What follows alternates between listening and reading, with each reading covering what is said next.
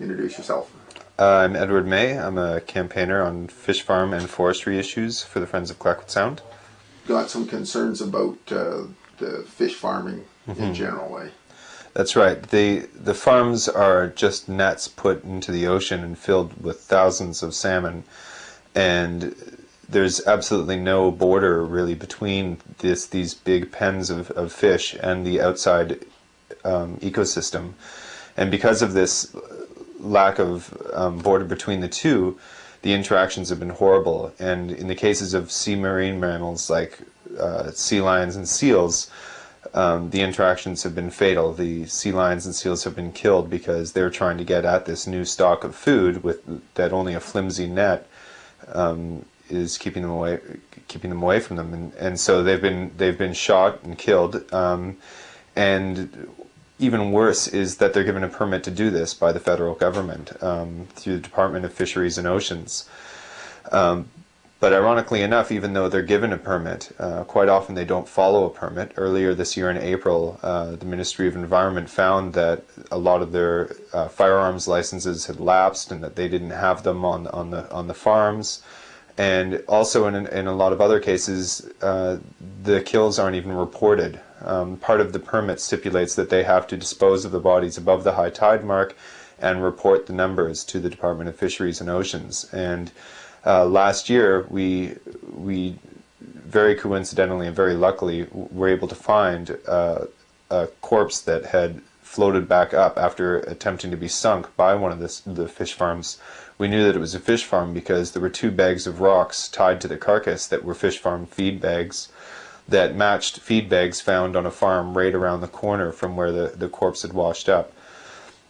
We came back to the offices immediately here, and I tried to report it to the Department of Fisheries and Oceans to try and get them to do something about this, to either to fine them for an illegal disposal or whatever, or to at least investigate it. And he said that he was busy that day and that he would try again the next day, and I guess phoned the farmer and said, I'm going to be coming out there and looking at some corpse that washed up tomorrow. And so of course when he arrived the next day at the site, the bags were gone. The corpse was there, but the bags were gone. And I told him that we had photos, and he said, well, unless you got photos of the license or the particular serial numbers on the bags, then there's not much we can do.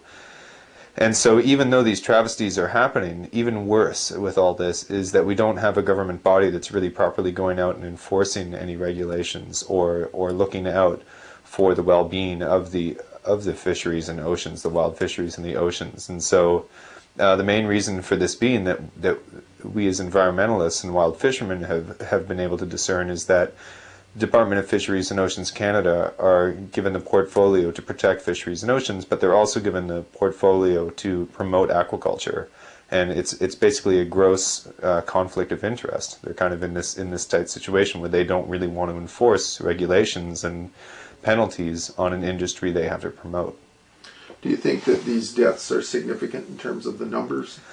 Well, through a Freedom of Information search that was done shortly after the large sea lion pits were found that we found last year, as well as that washed up corpse, we found that over the last 10 years, 5,000 sea lions and seals have been killed. Those are the reported kills. Again, when we're talking about all the, who knows how many sea lions and seals have been sunk with bags of rocks or just disposed of. We've heard rumors of lots of numbers. It could be as high as 2 or 3 times more. But if it's 5,000 over the last 10 years, and you estimate that at least twice as, or just at least that many unreported, then we're talking 10,000 sea lions and seals in BC alone, and all of those would be due to salmon farmers as well. They're the only ones that are given permits. Kelp bed farmers are also given permits, but the numbers that they've killed is minuscule, comparatively speaking. And then, so I mean, that's an average of about 500 a year being killed in BC waters, and it allows for harbor seals, sea lions, both Steller and California, as well. And although Steller sea lions aren't endangered in BC, they are considered endangered in Alaska. and in parts of California. So we've also found out in the last year, we've verified that they kill otters in Clayoquot Sound as well. And the way, although they don't get a permit for that, the way they've gotten around that is by hiring a First Nations person to live trap them off their farm and then take them away. And then, even though they know they're being killed as they leave, it's sort of a roundabout way to get rid of another sea mammal in Clayoquot Sound. And this especially worries me because sea otters were virtually extinct from Clayoquot Sound and have just started to try and make a comeback. And if they have some sort of a new threat like this, these salmon farms, it's not going to make it very easy for them to get back in and develop a population here again. And what's been the response to the planning process here in Clayoquot Sound? Clayoquot's kind of a model for the rest of the communities in terms of having organizational structures in place to address some of these diversity issues. Well, right now, after years of watching and seeing these processes get put into place, I'm starting to feel that these processes being put into place were in lieu of any sort of protection or actual strong conservation measures. A lot of the measures that were taken, such as the scientific panel and the Central Region Board being set up here, and now the Biosphere Trust and Biosphere Reserve being set up, it's basically a huge bureaucracy that's really hasn't really changed too much over the years. It's slowed industry down for a couple of years while it got put in place. However, industry right now is really speeding up, and as we've seen, this is I think the second highest density area of BC for fish farms. So there's not really much conservation going on in that area in the waters, and Interfor right now is in the process of trying to double the amount that they cut. Or that they were planning to cut. And so a lot of these processes and bureaucracies that are put in place, although they have the potential to be great, are really not doing anything in the way of conservation or really respecting the natural ecology of this area.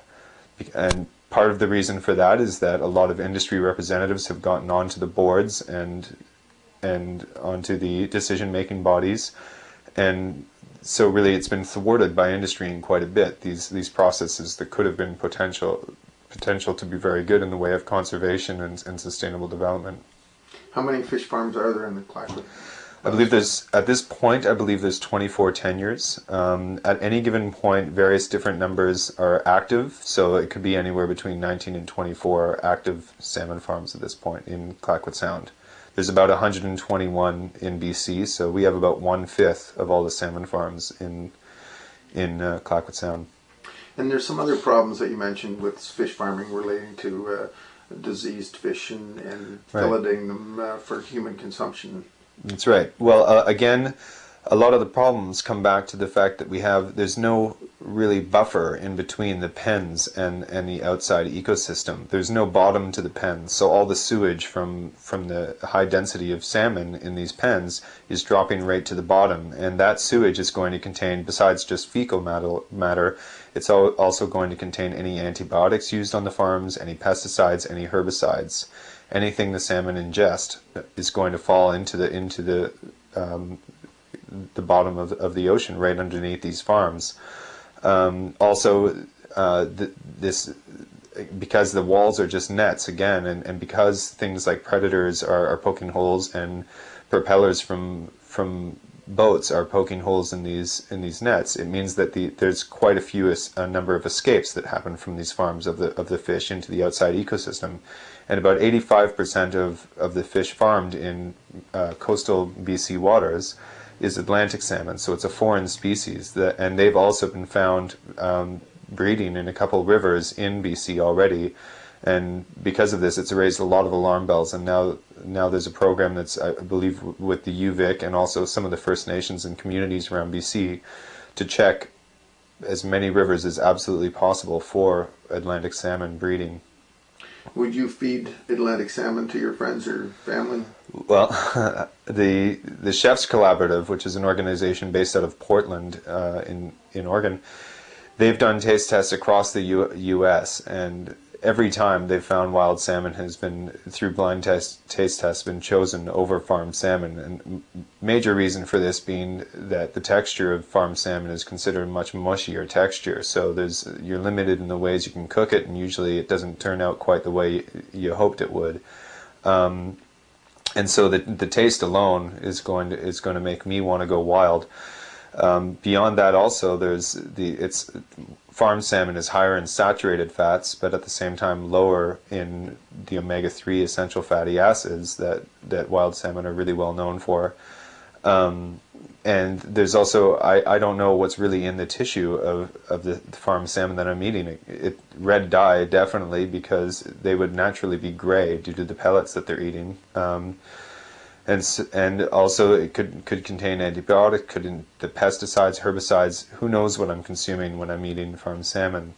I know when they cross the border, when they're exported to the U.S., there's a list of ingredients on the crates. So it doesn't make me really want to go out and buy farm salmon.